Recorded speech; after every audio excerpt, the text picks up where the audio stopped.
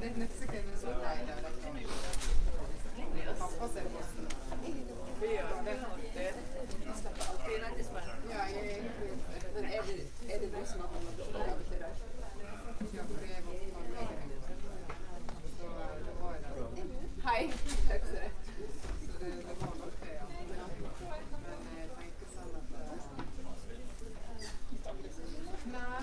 Og så første dagene så drar jeg på FaceTime. Ja. Han vet det. Og så drar han sånn på fitter. Jeg bare, har ikke så fitter jeg må se noe. Jeg må ikke rote det til så fitter. Men nå synes jeg ikke det. Jeg skal ut av periode.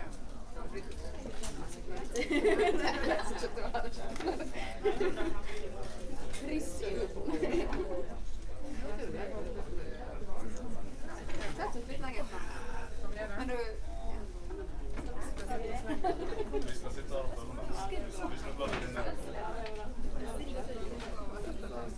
kanskje jeg skal sette litt lenger inne. Så jeg satt så begrensende til, vet du, med å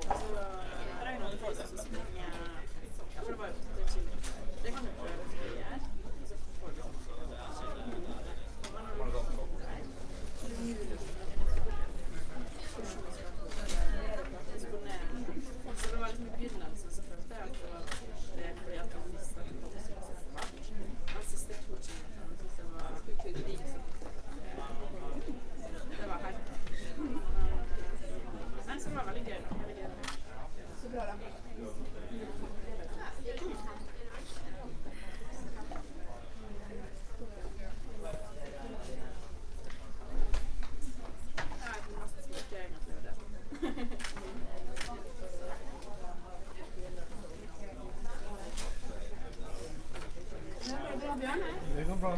Ja. Jeg så det nå i avisa. Ja, det og rydde på deponi og greier. Ja, det en lang historie ut av her da. Det deponi som har brukt på mange tider. Og det var interessant, for når jeg var i Trondheim, der er Kulturfestivalen, Big Challenge, og det er sånn store forskningskonferanse der. Så kom det en mann, helt tilfeldig, som sa at sønnen han hadde det var forsket på det der og mente at det var masse miljøfiendtlige avfall som seiv ut i bostadsene. Ja, men altså det var ikke. Det var faren til en mann som var veldig aktiv prøvde å pushe på for å begynne å gjøre noe grann.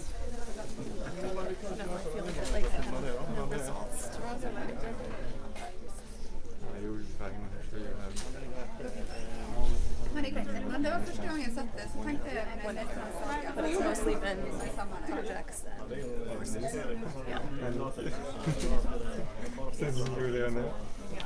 We were in Uganda last week. That's what we'll talk about a little bit. I may as well use it, right? Okay.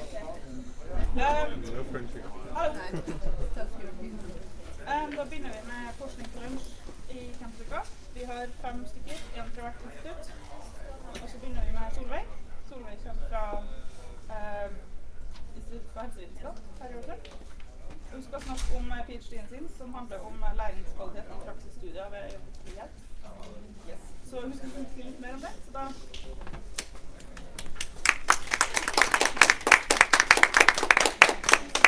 Har du tatt av mye ting? Det må jeg.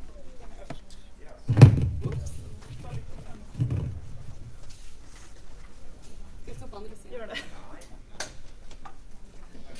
Det greit. Jeg heter Solveig Giske. Jeg stipendiat av Institutt for helsevitenskap her i Ålesund. Og jeg har vært stipendiat nå i 1 år. Det har vært veldig spennende. Så hvis det noen som lurer på om de skal søke på PhD, så anbefaler jeg det. Det er veldig kjekt å holde på.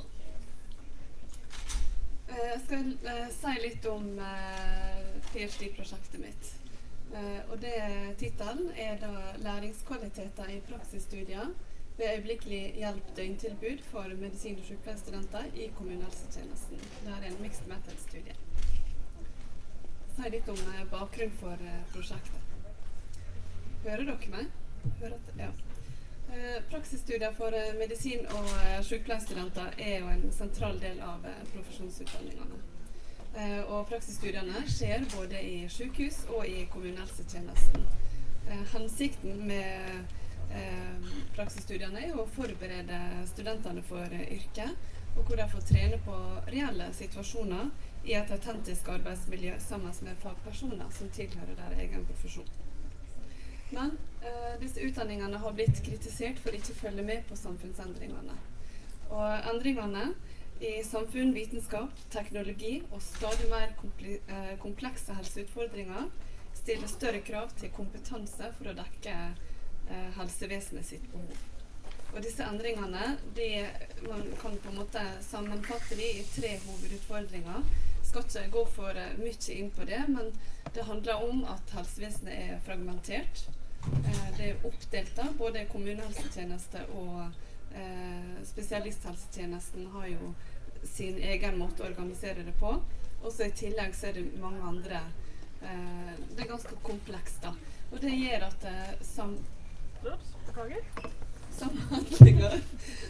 at samhandlinger mellom tjenestene blir utfordret. Slik at pasientene blir ikke møtt med den koordineringen av helsetjenester som de har behov for. Det er også for liten innsats på forebygging i forhold til behandling. Så det er liksom behandlingen av sykdommer som er vinneren i denne, det er en sånn liten dragkamp, eller kanskje ikke dragkamp, men det er i hvert fall for liten innsats på forebygging da. Og så er det en forventet vekst av antall eldre over 65 år med multisykdom og komorbiditet. Og den veksten av eldre multisyke står ikke i stil til yrkesaktive. Så det gir liksom finansielle utfordringer. Så for at vi skal på en måte kunne nyte helsevesenet slik som vi kjenner det i dag, så må det skje noen endringer som kan gjøre helsevesenet mer bærekraftig. Og dette her er ikke bare et problem i Norge, det er også et internasjonalt problem. Så mange industrielle land har kommet fram til den samme løsningen, og det er da å forskyve helsetjenester fra spesialisthelsetjenesten til kommunehelsetjenesten. Og i Norge da, så har vi samhandlingsreformen.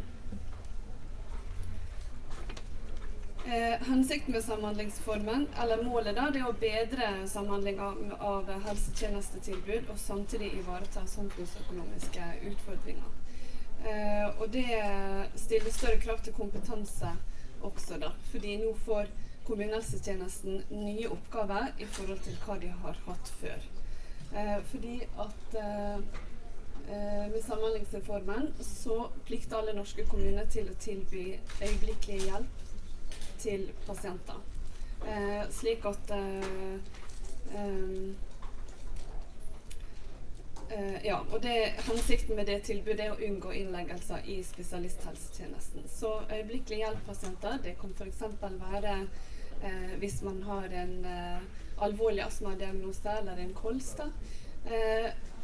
som blir forverret, så må man kanskje ikke nødt på sykehuset, men man kan få antibiotikabehandling på ØHD. Eller det kan også være pasienter med psykiske lidelser hvor de kanskje har kommet i en forverret situasjon, så de trenger å komme inn og få litt hjelp. Men for å imøtekomme samfunnsendringene i lys av utdanningene, så det behov for flere praksisstudieplasser i kommunehelsetjenesten. Og de praksisstudieplassene må inneha kvalitet og relevans som knyttet opp mot intensjonen i samhandlingsreformen. Og da det øyeblikkelig hjelp døgntilbud som har vært av interesse for mitt prosjekt å se på det. Og øyeblikkelig hjelp og ha praksis der, det kan bidra til at studentene får opparbeidet seg relevant kompetanse for arbeid i kommunene. Så formålet mitt med prosjektet da, det å studere læringskvaliteter ved øyeblikkelig hjelp døgntilbud i kommunehelsetjenesten for medisin- og sykepleierstudenter, og hvordan studentene lærer i denne sammenhengen. Jeg skal jo da skrive 3 artikler, og forskningsspørsmålene mine slik. Kan karakterisere læringskvaliteter i interaksjoner ved øyeblikkelig hjelp døgntilbud i kommunehelsetjenesten for medisin- og sykepleierstudenter. Det en kvantitativ artikkel. Artikkel 2. Hvordan erfarer medisinstudenter læring ved øyeblikkelig hjelp døgntilbud i kommunehelsetjenesten? Og artikkel 3. Hvordan erfarer sykepleierstudenter læring ved øyeblikkelig hjelp døgntilbud i kommunehelsetjenesten? Så jeg skal altså da se på interaksjonene og både medisin- og sykepleierstudenter i artikkel 1, og i artikkel 2 og 3 så skiller da sykepleierstudenter og medisinstudenter. Jeg er jo med i et større prosjekt, og det prosjektet har organisert praksisstudiene ved øyeblikkelig hjelp døgntilbud. Fordi medisinstudenter har per i dag ikke praksis ved ØHD. Så her har vi jobbet mye for å få til dette da. Og hensikten har vært at medisin- og sykepleierstudentene skulle ha praksis i lag, og hvor de kunne samarbeide og lære av hverandre. Og vi samlet data på 2 forskjellige arenaer som inkluderte ØHD. Så har jeg foretatt et strategisk utvalg av medisin- og sykepleierstudenter, de som best kan besvare forskningsspørsmålene mine. I artikkel 1 så har jeg gjort en systematisk observasjon av medisin- og sykepleierstudenter, og da har jeg brukt analyseverktøyet som heter Classroom Assessment Scoring System Secondary, forkortet til CLASS S. Og det her skal vurdere læringskvalitet i interaksjon via 3 domener og 11 dimensjoner. Og data kan her si noe om hvordan studentene sine interaksjoner med praksisveiledere, medstudenter og pasienter påvirker læring. Så jeg har altså sett hvordan de samhandler med hverandre, hvordan de jobber i lag, og hvordan det kan påvirke læring. Denne her Classroom Assessment Scoring System Secondary, den har jo blitt brukt mer opp til videregående skole, og jeg har ikke funnet studier som viser at analyseverktøy har blitt brukt i profesjonsutdanninger for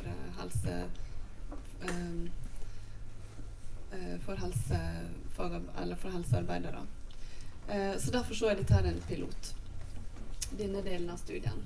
Og vi har vært 4 observatører, meg og 3 av mine veiledere, og vi har gjennomført over 200 observasjoner, 216 tror jeg det var. Og datasamling artikkel 2 og 3, det er da semistrukturerte individuelle intervju, og jeg har selv transkribert intervjuer. Og utvalget har vært 6 medisinstudenter og 8 sykepleierstudenter. Og hva kan prosjektet tilføre? Det er jo en viktig del da. Det kan da altså gi innsikt om læringskvaliteter og studentene sine erfaringer med ØHD. Og så kan det gi verdifull kunnskap som kan få betydning for studenter, utdanningsinstitusjoner, utvikling av nye praksismodeller, praksisfelt og en ny læringsarena i kommunehelsetjenesten. Veien videre da, det jo for artikkel 1 så skal jeg jo analysere i SPSS og skal jeg bruke deskriptiv statistikk da, av analysematerialet, som da observasjonene da, av medisin- og sykepleierstudentene. I artikkel 2, det den som jeg holder på med nå, da skal jeg foreta en tematisk analyse med en sosialkonstruktivistisk tilnærming av medisinstudentene. Og artikkel 3, da skal jeg gjøre en tematisk analyse eller en narrativ analyse, og da det sykepleierstudentene som i fokus. Og så har jeg jo da diverse PhD-kurs som jeg tar, og det veldig kjekt. Får reise litt, treffe mange andre stipendiater, og ja, lært om både analyse og statistikk, kvalitative og kvantitative metoder. Det noen som har noen spørsmål?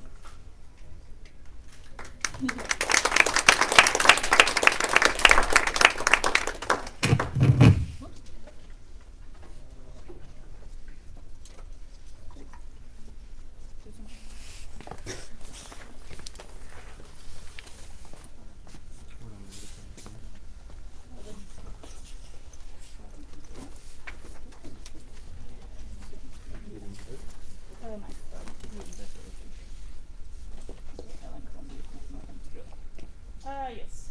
Nestemann ut Gaffa fra biologiske fag.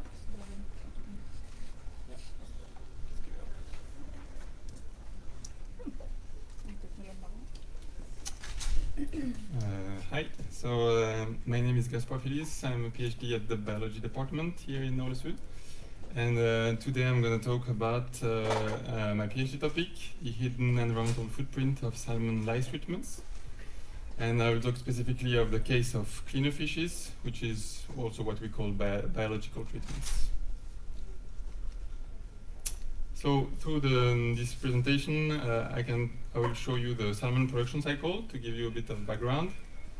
What are the different lice treatments the industry is using?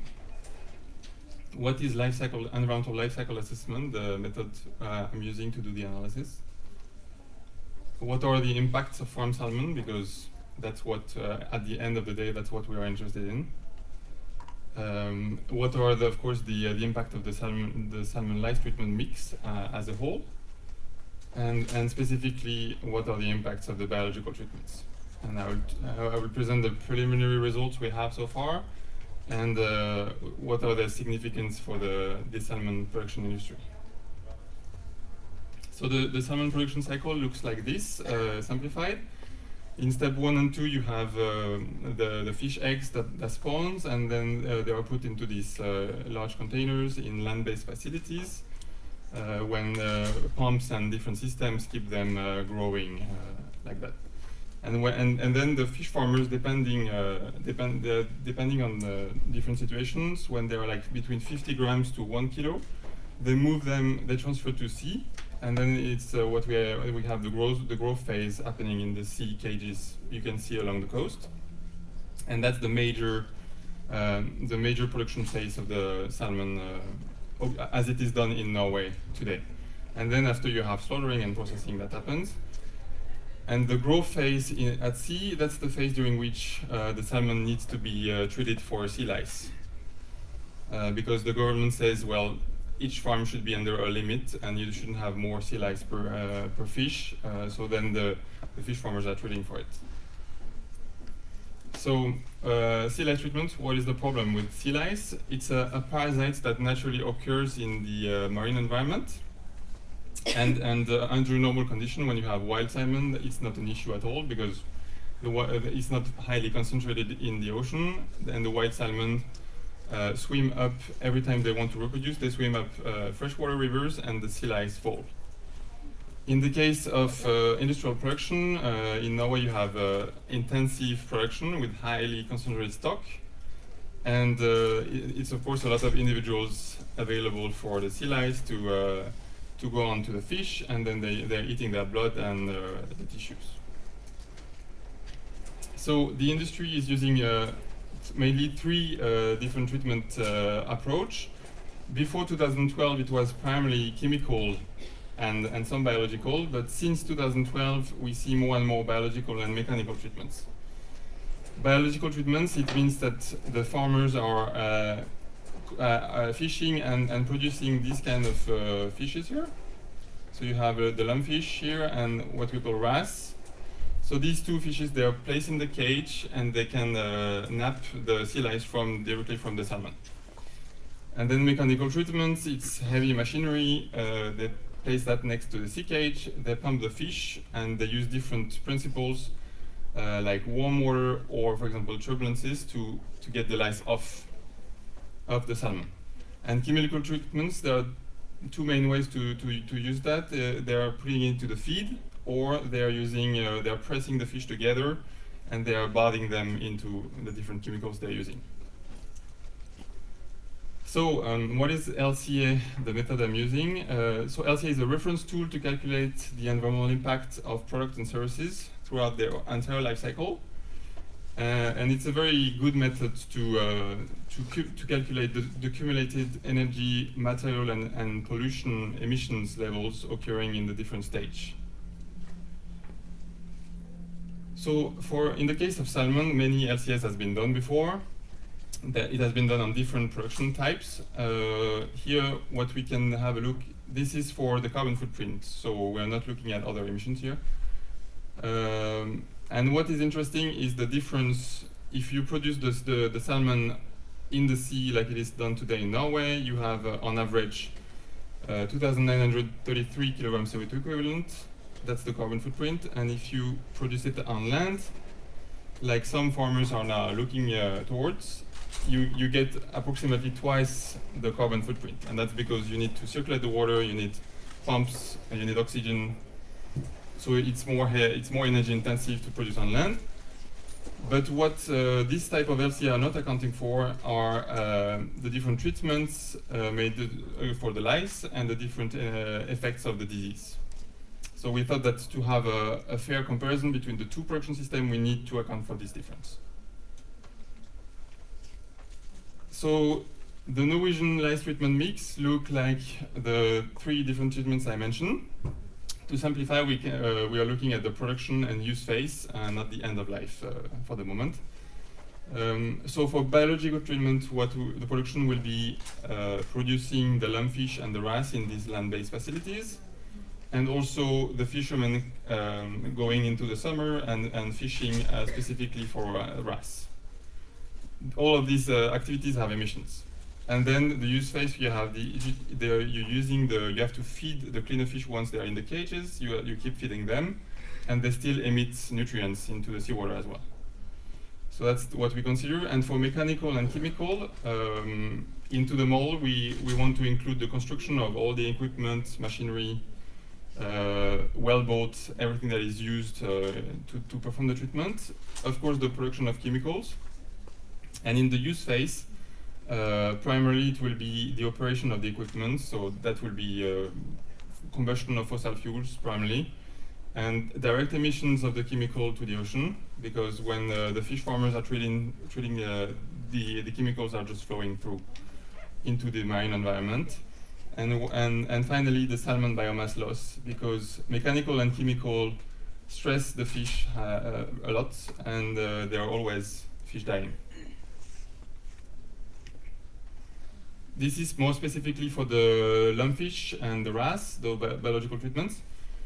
We want to include into the mold three value chains: the lumpfish aquaculture, the wrasse aquaculture, and the wrasse fisheries. They are happening in Norway and Sweden. And so for the aquaculture part, we are accounting for feed, energy, transport, oxygen, and waste. And then we are cutting off some additional site requirements that we know usually doesn't bring much impact and that are under the significance level. And for the fishing part, we are including the fuel, the construction of the vessel and the fishing gears, and the anti-fouling on the vessels. And for the use phase, it's important, we will include feed, energy, transport, and waste. Again, so waste, emissions of nutrients. Some preliminary results we have so far. So these are, here on the x-axis, you can see you have global warming, cumulative energy demand. All of these are LCA impact categories, different environmental impacts. And these are the environmental impacts of 1 ton, producing 1 ton of lumpfish, the blue cleaner fish. And these are expressed in percentages. And in absolute value, producing 1 ton of lumpfish is 2,662 kilograms CO2 equivalent. That's pretty close to the emissions or the carbon footprint of salmon, of 1 ton of salmon. And you can see that feed, like for many livestock, feed is the major contributor here. It's the case for the carbon footprint, the energy demand, land use, fossil resource scarcity, and water consumption. And this part in purple here, these are the direct emissions from the facility producing the fish into the marine environment in form of nitrogen. And so if we are looking at overall, we can see that this production has is quite efficient, very low eutrophication impact compared to salmon, because the facility has a very good recirculation system. It's still fossil fuel dependent, like most of systems today, and it has a quite significant water consumption footprint. So now if we compare it to the 1 ton of wrasse, which is the fish that is being fished by the fishermen in the summer, in this case, the major contributor is the boat fuel for global warming, energy demand, for land use, fossil resource scarcity, and water consumption. And we can see that the carbon footprint is significantly higher, so by 1,000 higher for the same mass produced. And that's, but in other impact categories, so this system, the production of this fish requires more energy into the system. It emits less nitrogen, almost nothing. It has 10 times higher marine ecotoxicity impact because of the anti-fouling use on the vessels that leaks into the ocean. It has very low land use footprint. It is very dependent on fossil fuels, and it has a very low water consumption. So, as often when we compare production, it's an environmental trade-off. Some impacts are performing better, some are not as good. What does that mean for the salmon production? So if we look only at the carbon footprint and multiply the biomass by the carbon footprint of for the lumpfish and the wrasse, that's the total carbon emissions we obtained. And for the salmon, because the quantity is so much higher here, the carbon emitted is of course also an order of magnitude way larger. So we have a factor of 546 between the two. And that's it's not basically because of the difference of footprint, it's because of the difference of biomass. And that means that when we look at what are the emissions these biological treatment add to the carbon footprint of the salmon, it's very little. It's 5.4 kilogram here. So the original footprint of salmon was 2,933. So you can see that it's an increase of it's 0.80% of the new footprint. It's nothing. But this only includes the production phase. So we haven't included the use phase of the cleaner fish into the cage. But what we can see is probably we will stay under the 1%. And that means that the biological treatments are like acceptable and have a very quite low environmental impact overall. We will of course have to compare them with mechanical and chemical. But that's positive results, and yeah, we have to, however, to remember that LCA does not account for fish welfare. So there are studies saying that the lumpfish is not very happy in the cage with the salmons, and also we are not accounting for the fish stock depletion when the fishermen are going to fish the lumpfish. Or the wrasse, sorry, that are in their natural environment. How that affects the ecosystem, we don't know. On the overall picture, we're expecting that actually biological treatment will have will be under the significance level for the overall environmental footprint of salmon. And for mechanical and chemical, what we are actually expecting, in addition to that, of course, chemical treatment will have a significant toxic impact, is that the salmon biomass loss occurring in both of them will likely be much more significant than what we can see for biological treatment, which of course doesn't lead to salmon biomass loss. Thank you for your attention. Any question? Yes?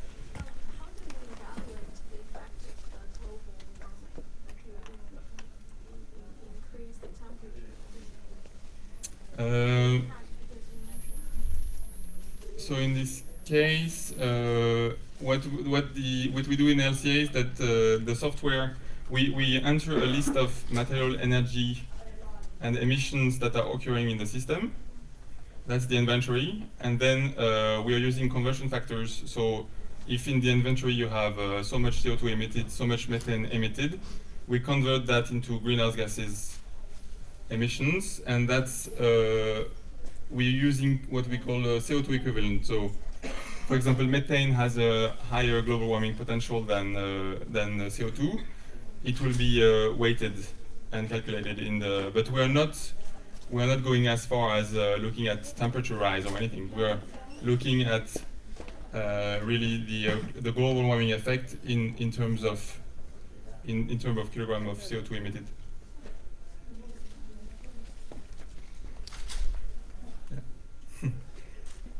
Nothing else? And how do you evaluate the happiness of the feeder fishes? Oh, the happiness? Yeah. Well, that's not my job, that's my colleagues, the biology department. I know that they are trying to look at some cortisol levels and stress levels into the fish. So that could be a lead. Yeah.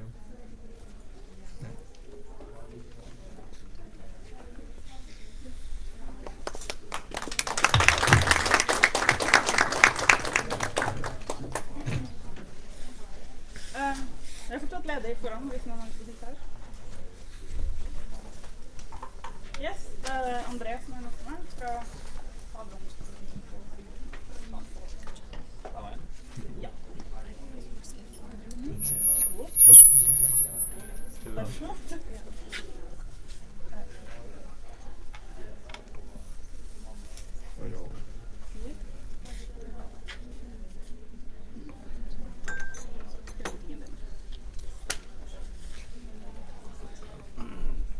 Can you hear me? Yes. So, hello everybody. My name is Andrea Lassen, and I'm currently a PhD candidate at the Department of Ocean Operations and Civil Engineering. And today I will present to you a presentation about how we can do maintenance in autonomous ferries. Which you know, there will be no crew members, but we still have to perform the maintenance. So, first of all, I will go through the contents for today's presentation. First of all, I will present some general information, then some background information and motivation for doing this study. And then I will show you a case study, which we are currently working on. And in the end, I will present some future work.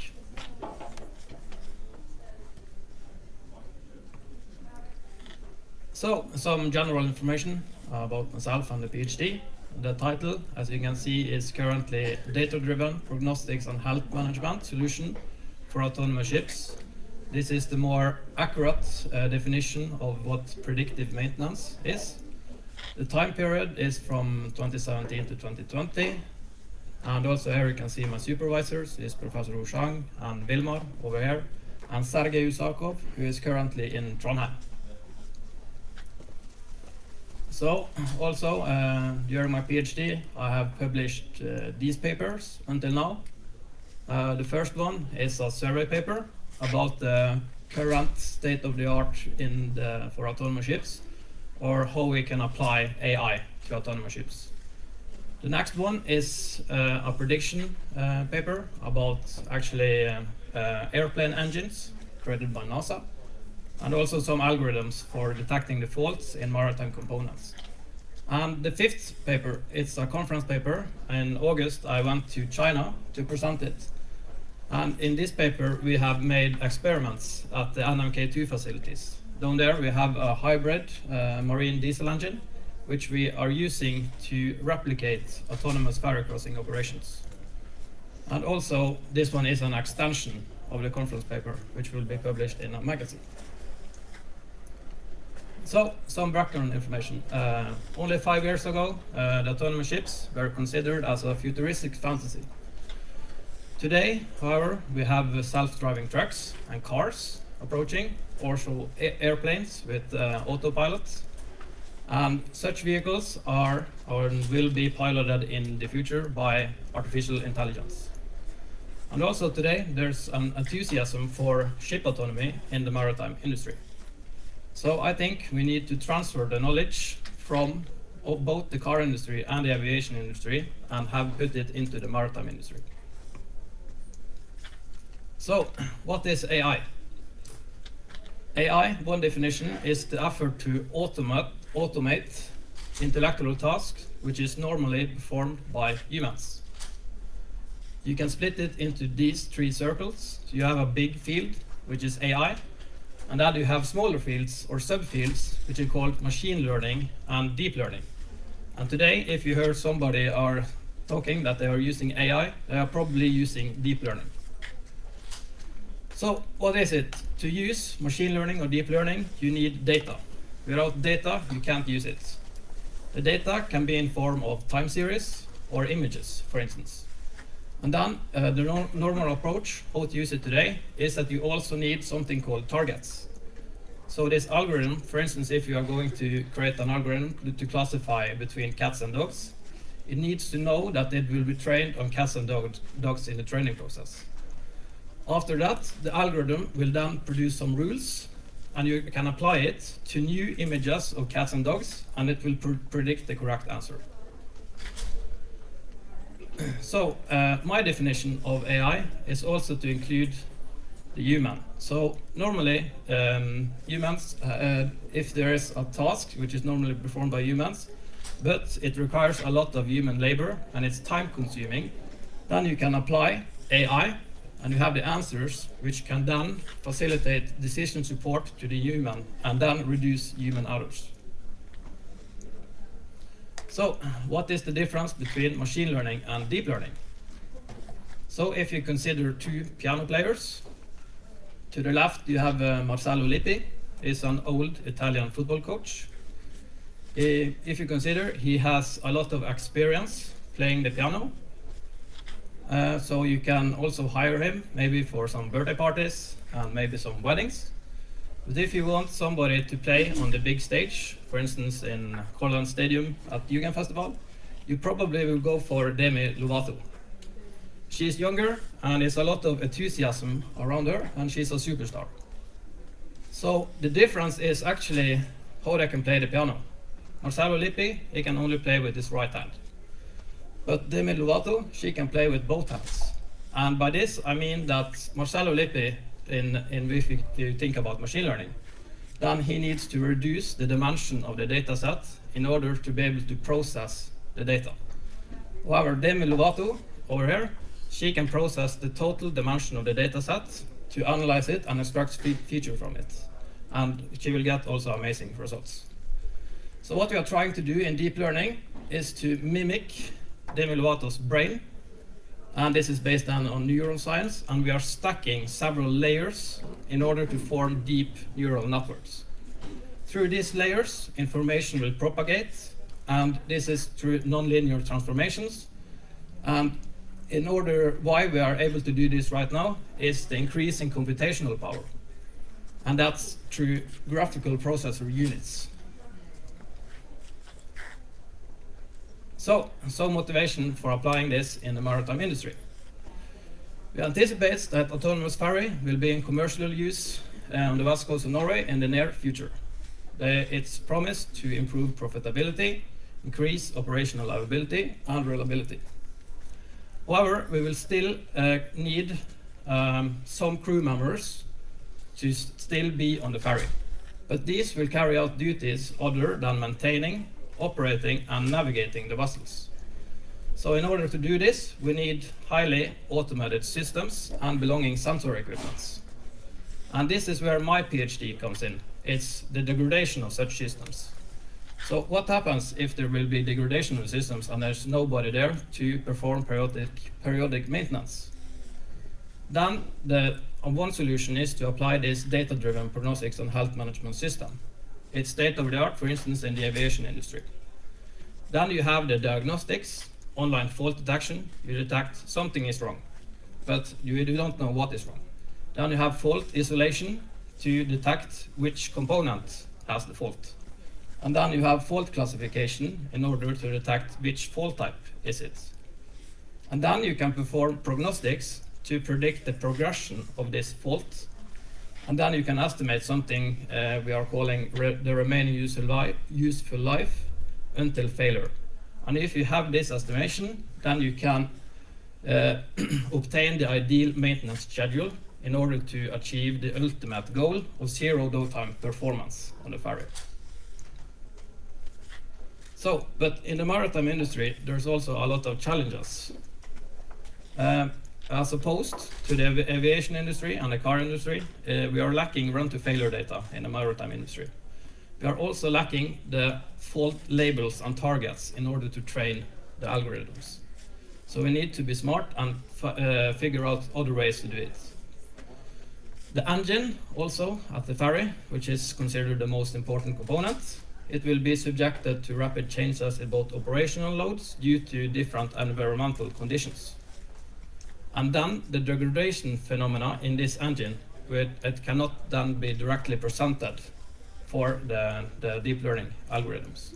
So even for deep learning, the raw data needs to be pre-processed in order to use it. So our case study is an ongoing project to develop this system. We are using the NMK2 facilities, where we have a hybrid power lab. Here you can see the marine diesel engine and the battery system, and also the automation system, which we are used to collect and logging the data. So here is an illustration of how this can work in the future. So consider this is this vessel as an autonomous vessel. It's crossing the fjord from dock A to dock B. And here you can see the engine, which will then transfer real-time operational sensor data to a satellite, which will then be transferred to an onshore control center. In this control center, we will do the data pre-processing to handle the different environmental conditions and operational loads. We will then do, first of all, we will do fault detection. This is a deep learning algorithm which will then detect the fault. But the algorithm doesn't know what fault type it is and the length of it. So then we can use this fault time step, also the time step where the fault is, to then automatically label the data, for instance, 0 as normal condition, 1 for a specific fault type, and 2 for another fault type, and train another deep learning algorithm to do the fault classification. And the same thing we can use this fault time step to create run-to-failure targets to make this remaining useful life predictions. And in the end, we have the total PMM system, which can then facilitate decision support in order to obtain the ideal maintenance schedule for this ferry. So maybe we can do maintenance on several components on the next appropriate port or call. Let me see. Yes, and this is an illustration of how this system can look like. Here we have the component, it's the engine. Then we have the fault detection over here. So you can see the orange lines is upper and lower limits. This is considered as normal for the engine. And this line in the middle is the score of this deep learning algorithm. So when a fault is introduced or occurred, then this will exceed on one of the side of the limits. And this we call the fault time step. Based on this, we have automatically labeled the data for 0 as normal, and 1, 2, 3, 4 for these fault types. And then we have trained an algorithm which can then predict the probability of which fault type it is. When we have this information, we can also use the remaining useful life prediction, which is another deep learning algorithm, to then have this constant as normal, and after the fall time step, it will degrade linearly towards 0. So right now, it's estimated that the remaining useful life for the clogged air filter is 50 hours. So you have 50 hours to change it before you have an operational failure on the engine. Yes. So to some future work, the online fault detection and remaining useful life predictions, I have already investigated it in previously published papers. So the next step in this system is to include the fault classification and the isolation to complete this system. Also, we will perform experiments on NTNU's research vessel, Cuneus, to be performed in November this year. So that was all. Thank you for your attention. Is it any questions?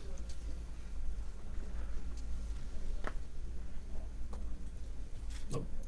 Okay.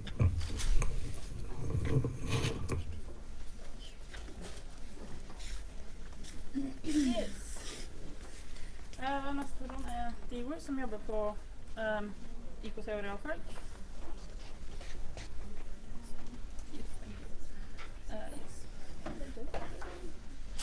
I'm very used to it. So this is on. Yeah. Okay. Hello everyone. My name is Dee. I'm a PhD student from ICT and nature science. This is the third year and the third month of my PhD.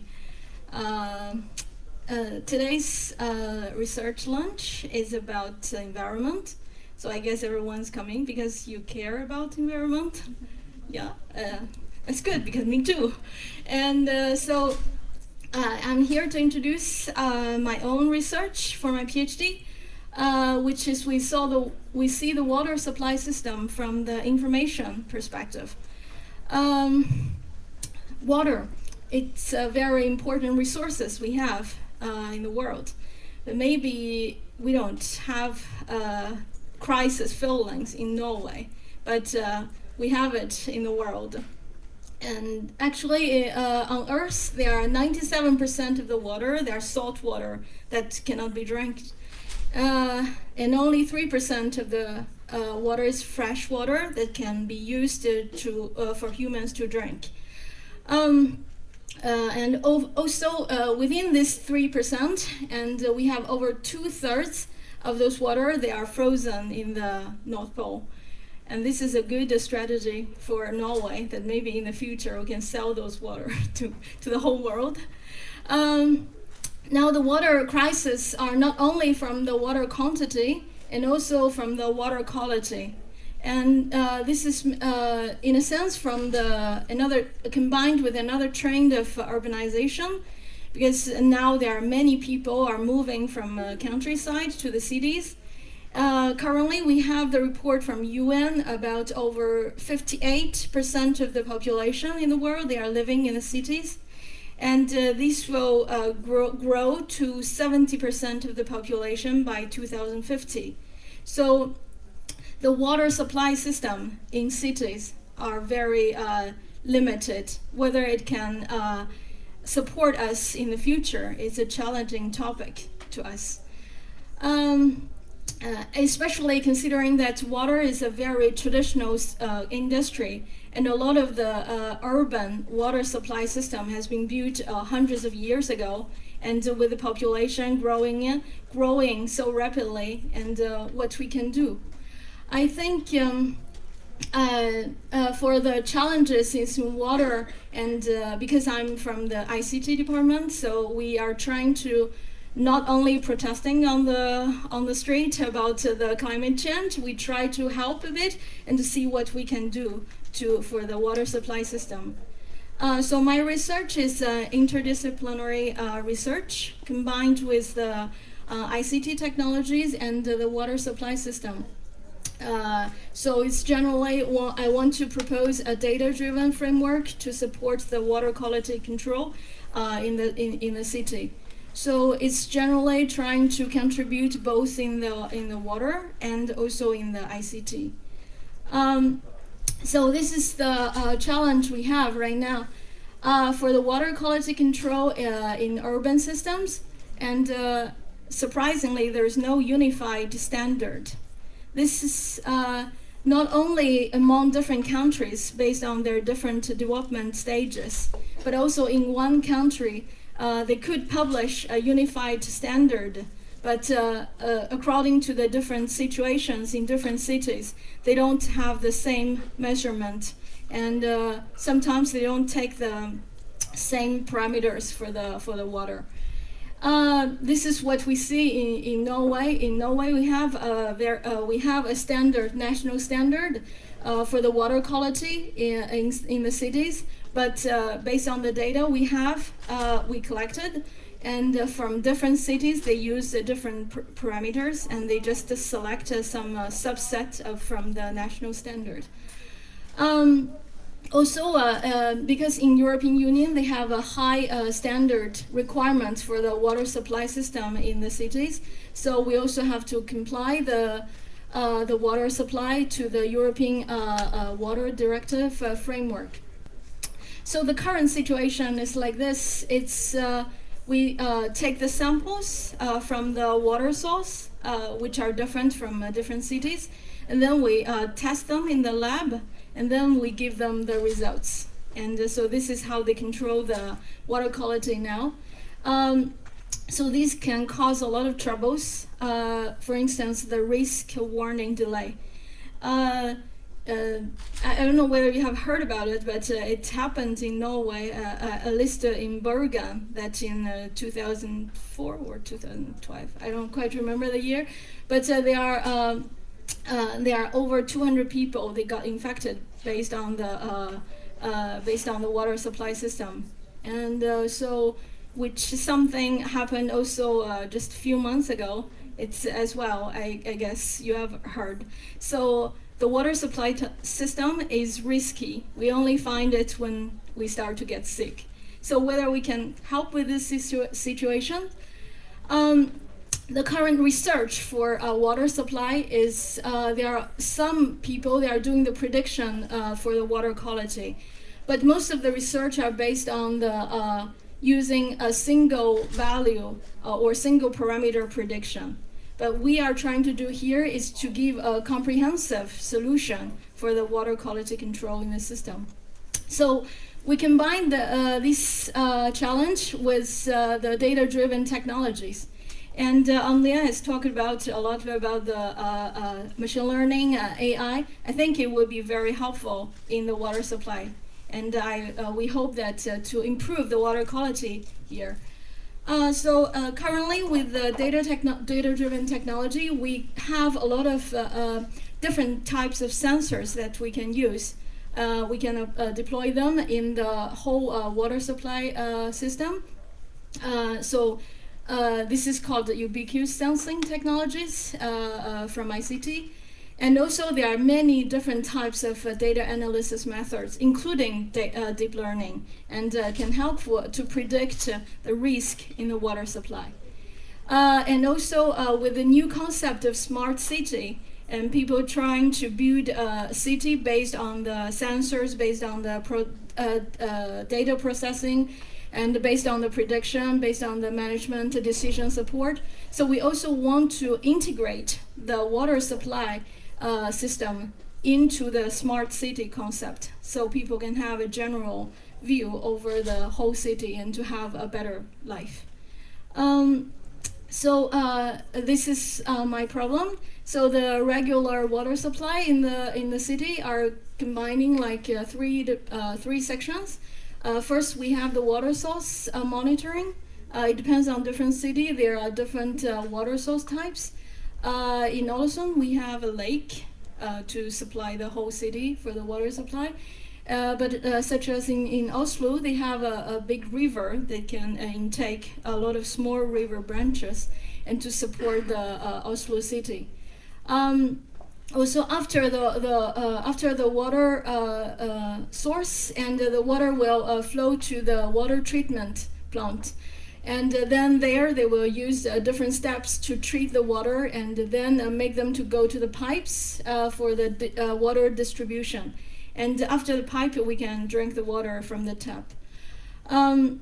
So actually now the current situation is that they test the water a bit before the water treatment and to test the water quality. And based on different water quality parameters. Those water quality parameters are now people use to evaluate water quality. In general, there are like 3 different groups, including physical parameters like temperature, conductivity, color, and turbidity. And also there are chemical parameters, including like pH values and alkalinity. And also there are some biological parameters like coliform, E. coli, and something else. But these are not exactly the same for different cities. And also in our research, we consider the time as an environment parameter as well. From a project from the Norwegian government, we have collected like 4 cities data from Ålesund, from Oslo and Bergen, and also from Akershus. So we are trying to see that from data what knowledge inside and what we can do. But as we can see from the ICT department, that the data we have for water supply are not huge. So what they do in most of the cities is that they take the samples in the water source like every week, and then they test in the lab, and then they register the results.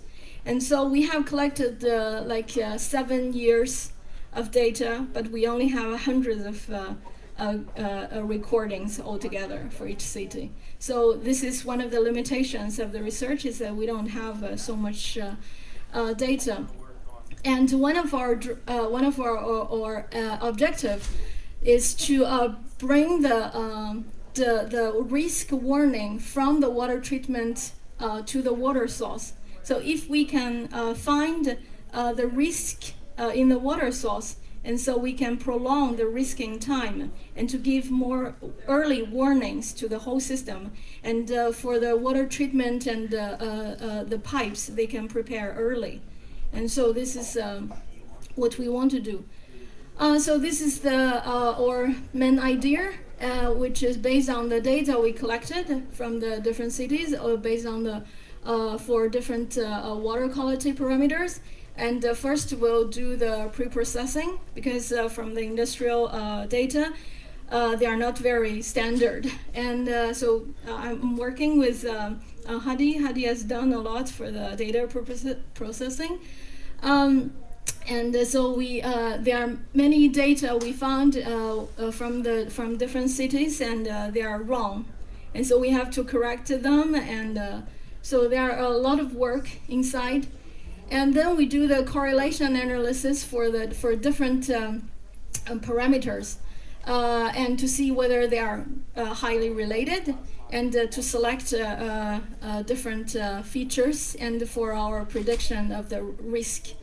And so here is generally different types of prediction for the water quality risk in the supply system.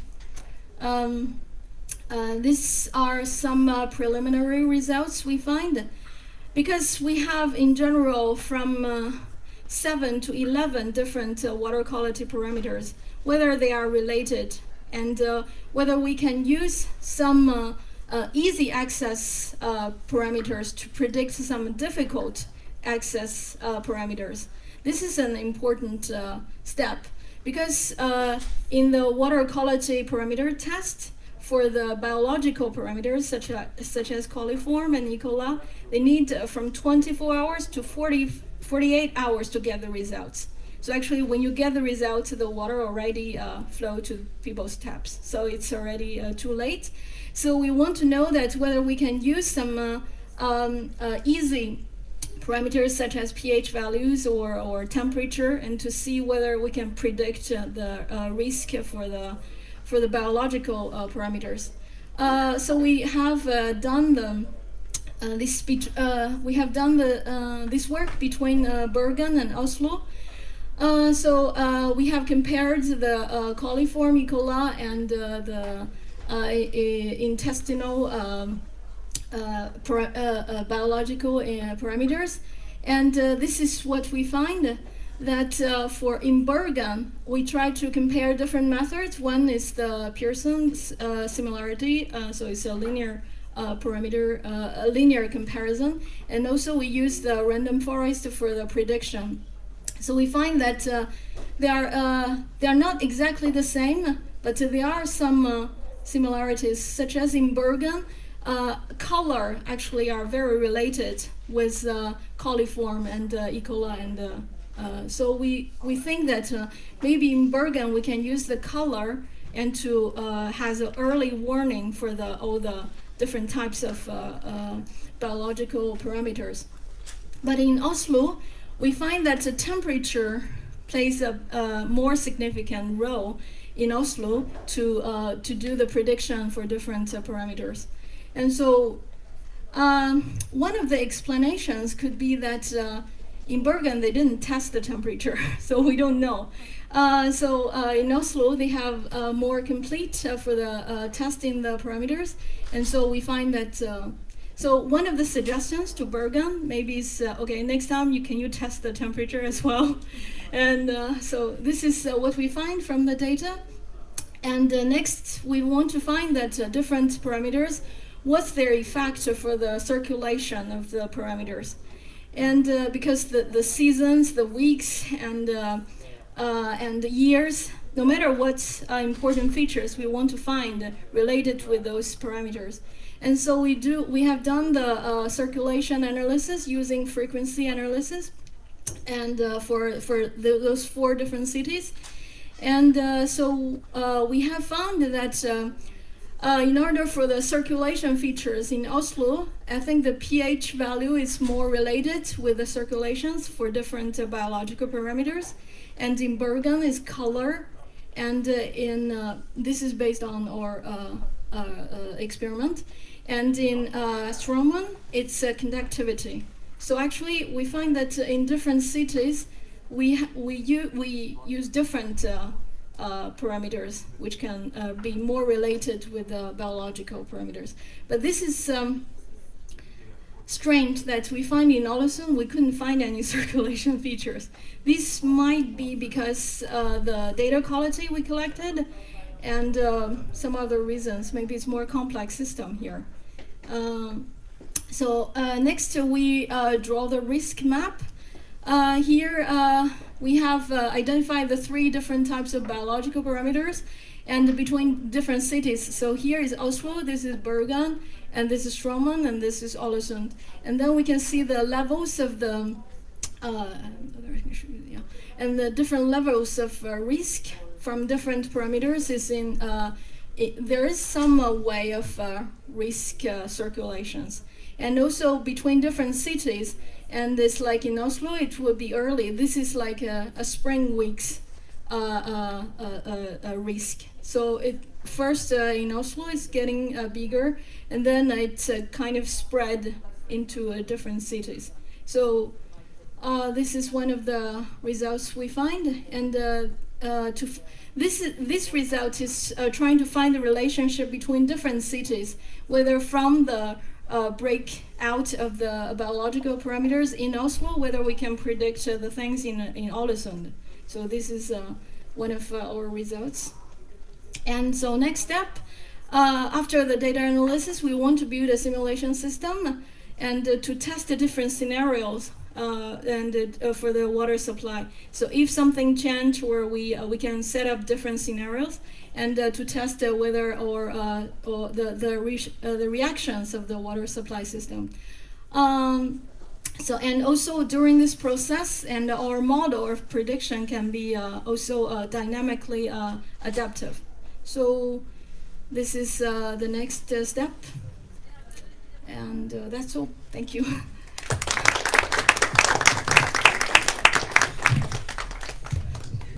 Can I just ask one? Sorry. Yes, please. So now I can understand that each city has different set of features to build the prediction model. So is there any possibility to have a model which can, a general model which can be used for, or we need one model for each different city and different subset of features? There are different ways to do it. Of course, you can predict a single value parameter and giving different city a different model. But I don't think this is a good strategy. Now we want to combine all the data together and have a general model and to predict different results. And then in that sense, you can have just one process and you can have multiple outputs for different results. And then the data size is increasing as well if you combine all the cities together. And you can get more knowledge. This is our belief. But is there any need for deep learning because it's a small set of features? So I certainly understand that you're concerned over the deep learning, but as far as I can do now, because the data size for us is very limited, we only have several hundreds of data sets recordings, so we cannot apply very complex deep learning networks. And also we tried the simple structured one as the prediction results are depressing.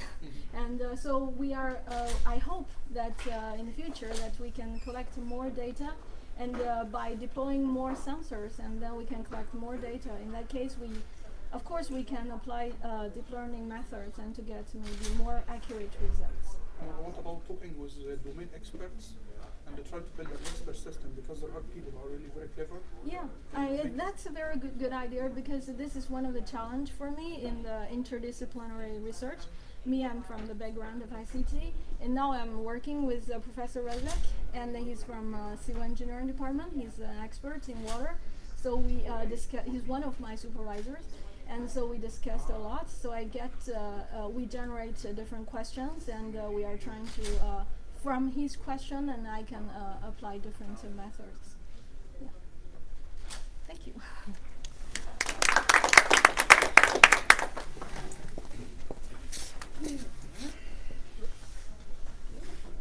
Ja, siste person ut er Hellig fra Institutt for internasjonal forretningsdrift.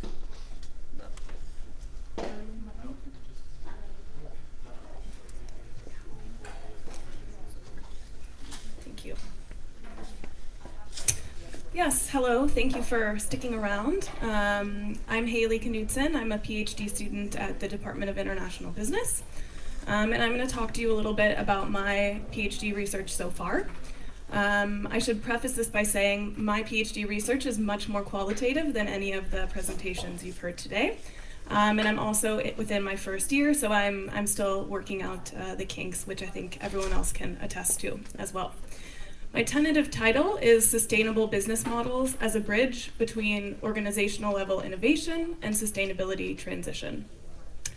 We see that research, especially in the corporate sustainability fields, is very much focused on management strategy and corporate sustainability, but there's not always this direct link to wider, more systems change. And that's what I am investigating to see if this concept of sustainable business models can actually be the superstar kind of method that it's predicted to be.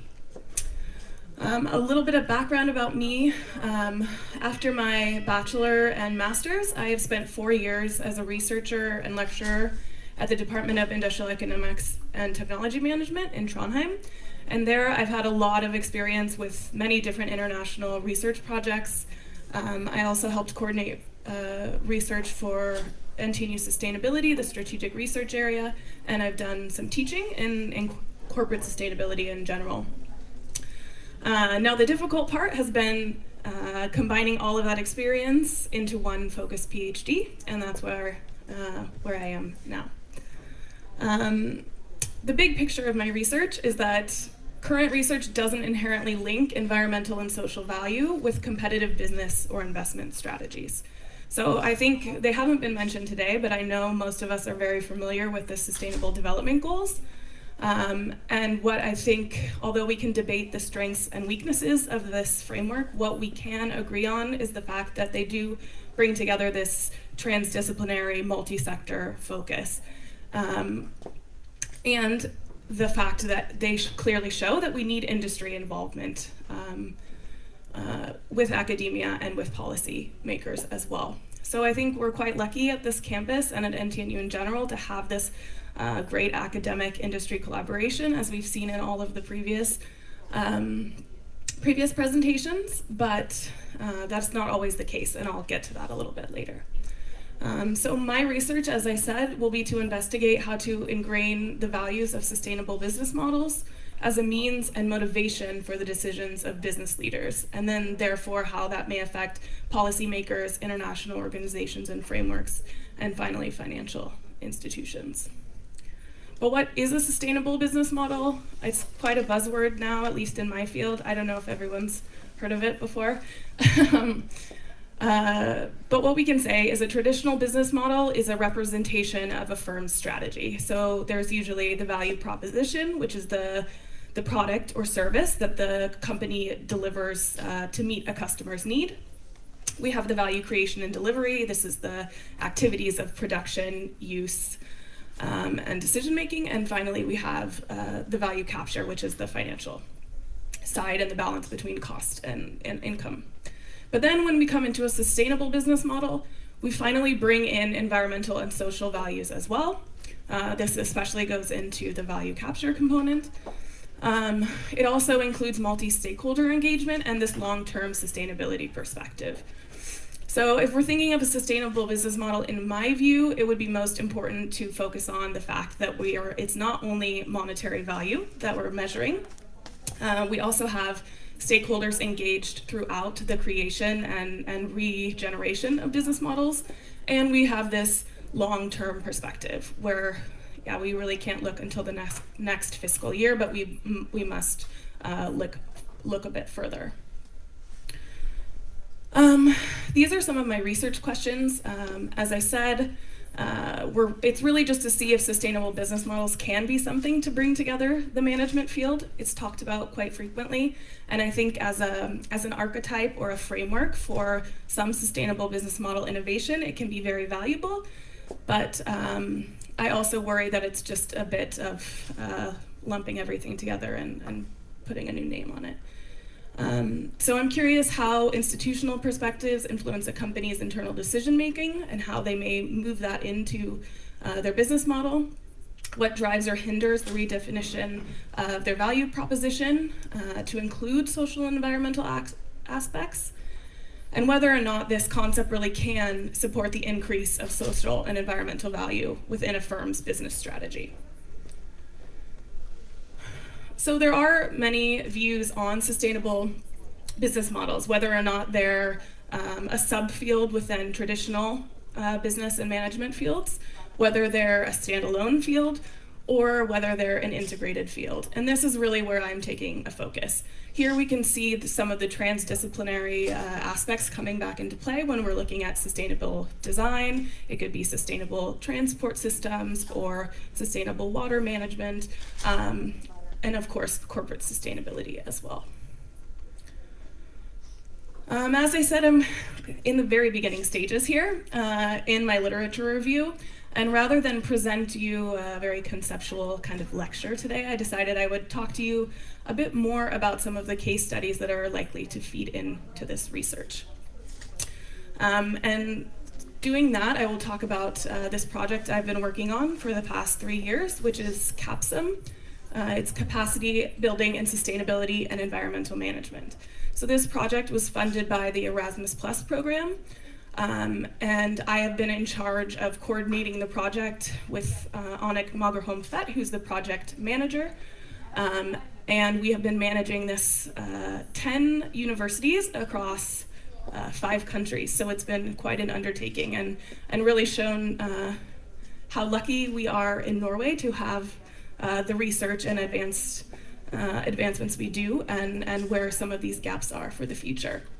But the project aims to create, or has created, a multi-regional network for knowledge exchange in sustainability and environmental management methods. So our main deliverables are the application, teaching, and development of sustainability tools and methods among partner universities, new and improved courses at each of these partner universities. We've also produced an open online course and video lectures, which can be used as a train the trainer kind of course or for students themselves. An essential part of this has also been industry training, because many of our partner universities do not have any, or did not have before the beginning of this project, any collaboration with their local industry. So now we are seeing the involvement of master students directly, maybe from their first year, and this has really shown some very positive patterns so far. We just had our final meeting of the project last week in Uganda, and there we really talked about the future, and this industry integration was something that really everyone wanted to follow up on, so that's always nice to hear. Within this project, we've used this model of tools and methods, and I think what's beneficial here is that it shows this kind of stepwise improvement, where we look first at methods that a company can use on the process level. Next, on the product and value chain level, where we're looking more at LCA, for example, as Gaspard presented. Then we get into more organizational change improvements, and this is maybe where the international business and economics methods come most into play. And then finally, on more systems level, when we're looking at systems, transitions, and dynamics methods.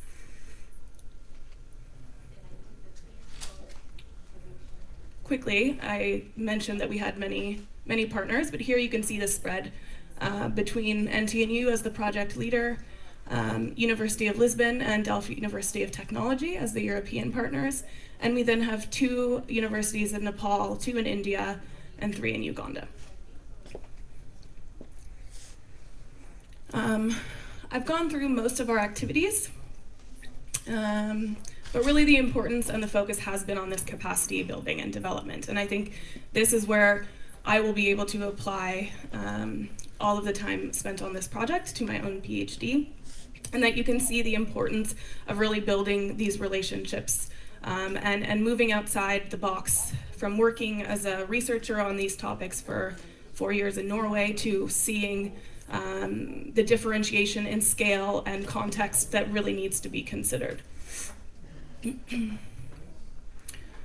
So here's a list. We were very happy to compile all of our partners and stakeholder collaborators throughout the project, and you can see that it's very widespread, which has been difficult but also really interesting to see where similarities, sorry, I won't touch that again, where similarities may be. So we can see that in all of our partner countries, we've had some government and municipality offices, which was a very big step for most of the universities. There's also a lot of work on renewable energy. There's also been cement and agriculture as some of the themes across. We've also had all of our partners to Europe, and you can see these pictures are from a visit here in Ålesund, where we visited a cement factory, shipyard, and waste management. So this was really good for partners to be exposed. In addition, each partner has developed 17, or in total, the consortium has developed over 17 new or improved courses. So here we can really see the implications of the project directly in the universities. But now back relating this a bit to my PhD, we can see that this fantastic concept of sustainable business models is located in this organizational change level. And I'm looking to see whether or not this can really move to the system level. So how am I going to do this? I have recently confirmed a case with a company here that produces vacuum toilets for the maritime industry and has for many years. Recently, however, they have expanded into additional markets, one being in India, where their water is scarce and water sanitation is very much needed, and another in some areas in Latin America, where the government has procured this technology for its public institutions. Additionally, the technology is now being used for refugee camps and disaster situations. And although it's at the very early stages, this is where I will look at the motivations within their top management to move into these markets, whether or not it's mostly financial or where this internal motivation has stemmed from. And I think I will leave it there. Thank you. Any questions? Okay, thanks.